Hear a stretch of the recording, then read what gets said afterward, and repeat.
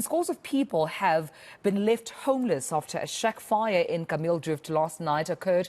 It's believed that heavy winds in the area fanned flames from a rubble fire into quite a massive blaze. So our reporter, eNCA's Hloni Mtimkulu, joins us now with the latest. And Hloni, once again, when we take a look at what's been happening in the informal settlement of Kameeldrift, you can only see residents, community members trying to salvage the little that's left. That, of course, speaking to the extent of the damage that has been caused out in the community.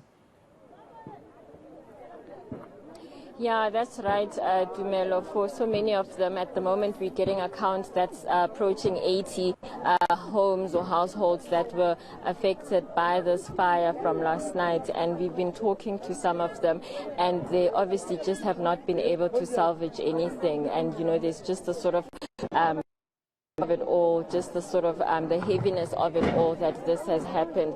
I just want Percy just to pan to my left to show you, as we said, that there were recyclers that come here to burn their recycling, their rubble in this area here next to the informal settlement, and you can actually see that there is still some smoking ash on the other side, and that with the strong winds that took place last night, the fire then spread and jumped over to the informal settlements here. At the same time, just behind what you see there is a piece of land that the community says they had been promised they would be moved to with some sort of formal housing being built for them. And it's a message that is coming out strongly now from the different people that we're speaking to, that they have been waiting for this. Someone said, I've been living here since 2010 and I knew that over the years that this plan was meant to be put in place for us, and yet that still hasn't happened. I know someone that I spoke to, and that we spoke to a short while ago, said that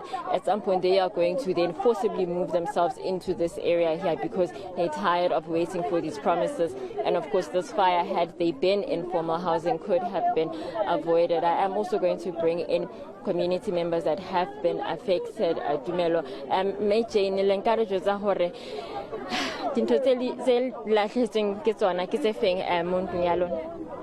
Ke diaparo ke dikobo ore tsotlhe di ka mahareng ha hona ntho e nne le gona gore le nka tswa ka yona. Wena go ne stay ka rone le hae mololo ntlaka no lo montshi eno ne le hit no go se ye moare no office thuso batho ba itseng ba tlo tsa bare thuso le tlo ifumang ke efeng ya wena re sa tsebe le thuso ke mang and ma ke khale le dula mo le re nna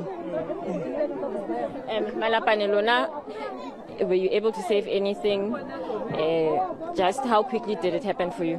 Ka khona save next ke tsule ka pasa le certificate sa matric fail, because there are only things that were matters to me on that time. Yeah. And what di latlhileng ke tse feng? I lost everything, the aparo, mepete, everything. And like, what happens now?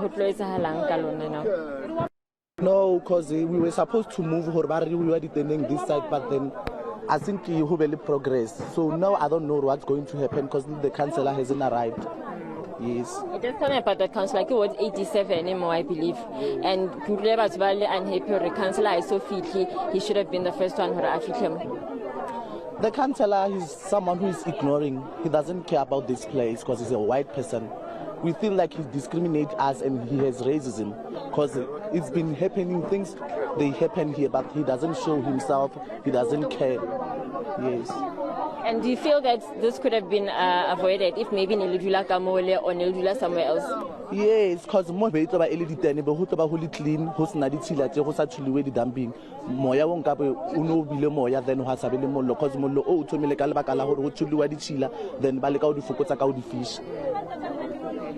Thanks, Malapane. And May Jane Dumelo just explained to us just obviously the intensity of the heat. They weren't able to save anything. Malapane says he came out with just his identity book or his documents, his certification. Everything else has been lost. They don't know where they will go for help, where they can turn for help. There are questions that they are raising about their Ward 87 councillor, who is Freddie Pinard, they say, and how that has not been responded to. They haven't been able to respond to their cries.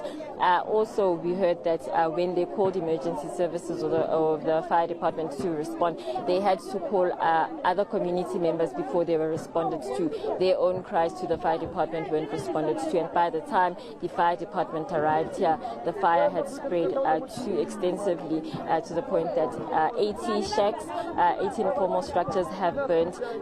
Some people are saying it's more than that. They're quoting about 100 or 130 even. But at the moment, the number that we have with the listing that they're taking down, the inventory of the names of the people who are affected, it's about 80, Dumelo.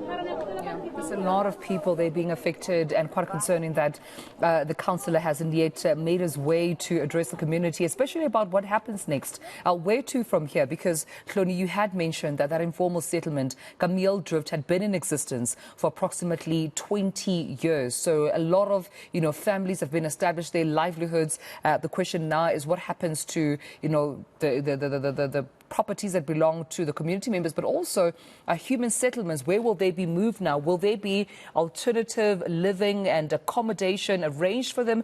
That is the question. But of course, we'll come back to you, colleague, as soon as we've ascertained and hopefully gotten a hold of the council as well to give us some of those answers. Hloni Mtimkulu, we'll leave it there for now, colleague. Thank you so much for the story.